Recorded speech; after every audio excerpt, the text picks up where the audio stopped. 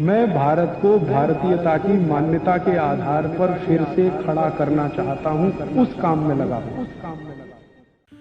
वंदे मातरम साथियों, आज की इस वीडियो में हम जानेंगे कि हृदय क्या होता है, कोलेस्ट्रॉल क्या होता है, यह कितने प्रकार का होता है, इसके बढ़ने के कारण क्या क्या हैं और इनकी जांच कैसे की जा सकती है।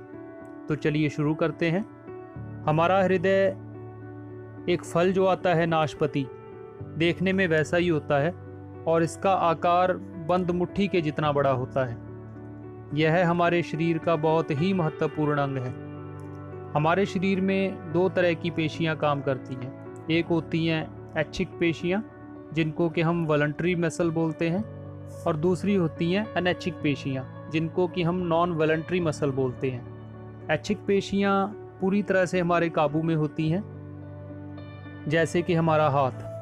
हम जब चाहें अपने हाथ को बंद कर सकते हैं, जब चाहे इसको खोल सकते हैं, या काफ़ी देर तक एक जगह पर टिका के भी रख सकते हैं। लेकिन दिल के मामले में ऐसा नहीं होता।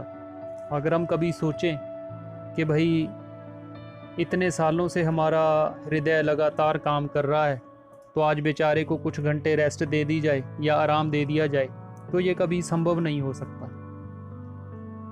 जब बच्चा अपनी माता के गर्भ में होता है, तब चौथे महीने में उसके दिल का निर्माण हो जाता है, और तब से लेके मृत्यु तक दिल लगातार अपना काम करता रहता है। हमारा हृदय 1 मिनट में 72 से 75 बार धड़कता है और 1 मिनट में 70 मिलीलीटर खून को यह पंप करता है, और 24 घंटे में यानी कि एक दिन में 7600 लीटर खून को पंप करता है। हमारा दिल मुख्य 2 भागों में बंटा होता है, दायां भाग और बायां भाग, और ये दोनों भाग आगे फिर 2-2 हिस्सों में बटे होते हैं। दाएं भाग के ऊपर वाले हिस्से को दायां आलिंद या राइट एट्रियम बोलते हैं, और नीचे वाले हिस्से को दायां निलय या राइट वेंट्रिकल बोलते हैं। इसी प्रकार लेफ्ट वाले हिस्से को, जो ऊपर वाला हिस्सा है लेफ्ट भाग का, उसको बायां आलिंद या फिर लेफ्ट एट्रियम बोलते हैं, और बाएं भाग के नीचे वाले हिस्से को बायां निलय या फिर लेफ्ट वेंट्रिकल बोलते हैं।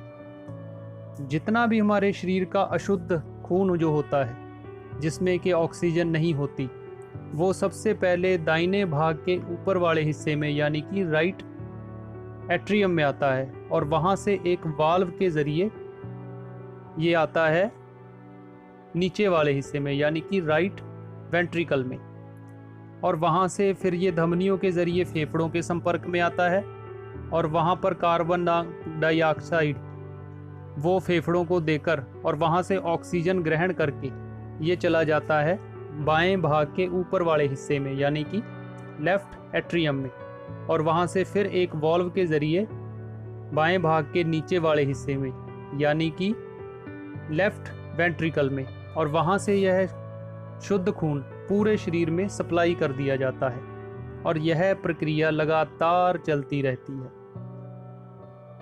कि अशुद्ध खून सबसे पहले दाहिने भाग के ऊपर वाले हिस्से में यानी कि दाएं आलिंद में, और वहाँ से नीचे वाले हिस्से में, और फिर वहाँ से फेफड़ों में, फेफड़ों से ऑक्सीजन ग्रहण की, और वहाँ ऑक्सीजन ग्रहण करके बाएं भाग के ऊपर वाले हिस्से में बाएं आलिंद में, और वहाँ वाल्व के ज़रिए बाएं निलय में, और वहाँ से पूरे शरीर में।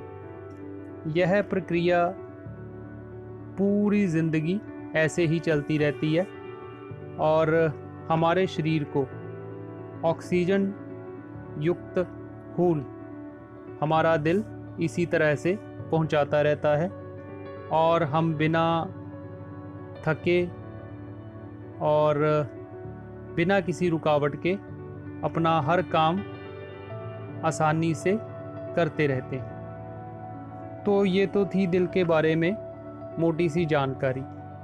हमारे दिल का जो भार होता है वो पुरुषों और महिलाओं में एक समान नहीं होता। इसमें थोड़ा सा फर्क होता है।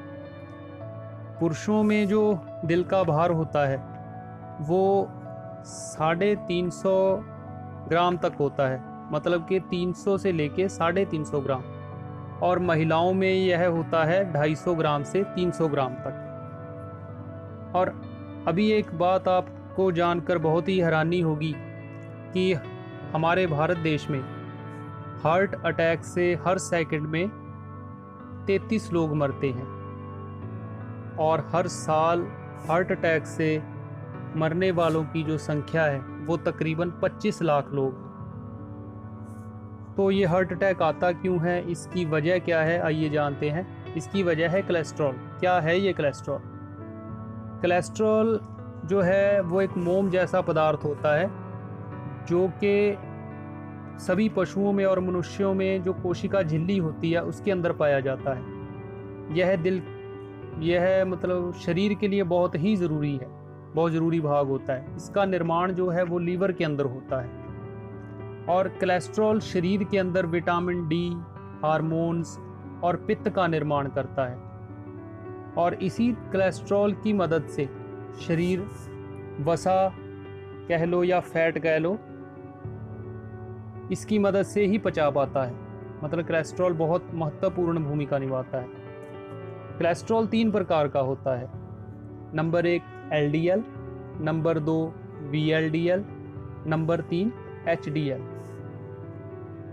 ये जो ऊपर वाले 2 प्रकार हैं कोलेस्ट्रॉल के, LDL और VLDL, ये अच्छे नहीं माने जाते। इनको मतलब है कि ख़राब किस्म का ये कोलेस्ट्रॉल माना जाता है, जो कि हमारे शरीर में बीमारी पैदा करता है। HDL जो है वो थोड़ा अच्छी किस्म का कोलेस्ट्रॉल माना जाता है। तो सबसे पहले बात करते हैं LDL की। इसको बोलते हैं लो डेंसिटी लिपोप्रोटीन्स। यह एक बुरी किस्म का कोलेस्ट्रॉल है जो कि सबसे नुकसानदायक है। इसका उत्पादन भी हालांकि लीवर द्वारा ही किया जाता है। अगर खून के अंदर LDL की मात्रा बढ़ जाए तो यह नस नाड़ियों में जमा हो जाता है, जिससे कि हार्ट अटैक का खतरा हो सकता है या हो जाता है। इसकी मात्रा खून के अंदर 100 मिलीग्राम डेसीलीटर से ज़्यादा नहीं होनी चाहिए। और दूसरा है VLDL, very low density lipoproteins. यह जो कोलेस्ट्रॉल की किस्म है यह भी काफ़ी ख़तरनाक मानी जाती है, और इसके भी खून में बढ़ने से हार्ट अटैक का खतरा बहुत ही बढ़ जाता है। इसकी जो मात्रा है खून के अंदर वो 150 मिलीग्राम डेसीलीटर से ज़्यादा नहीं होनी चाहिए। अब बात करते हैं HDL की, जो है हाई डेंसिटी लिपोप्रोटीन। इसको एक अच्छी किस्म का कोलेस्ट्रॉल माना जाता है, और शरीर के अंदर ये एक निश्चित मात्रा में हो तो ये खून की सफाई करता है और अपने दिल को और नस नाड़ियों को स्वस्थ रखता है। इसकी जो खून के अंदर मात्रा है वो है 60 मिलीग्राम डेसीलीटर, इतनी होनी चाहिए। अभी कोलेस्ट्रॉल बढ़ने के कारण क्या क्या हैं?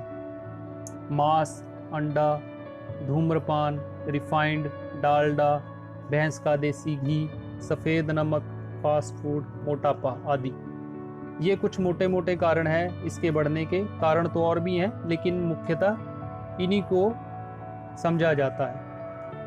हम लोग 2 तरीके से अपने कोलेस्ट्रॉल की जांच कर सकते हैं, और उसमें नंबर 1 है कि डॉक्टर द्वारा आप किसी भी लेबोरेटरी में जाकर अपने खून का ब्लड सैंपल दें, और उस ब्लड सैंपल से आपका मतलब लेबोरेटरी वाला जो है वो चेक करके बता सकता है कि आपके खून में जो है वो कितना कोलेस्ट्रॉल या LDL, VLDL जो भी है कितना बढ़ा हुआ है।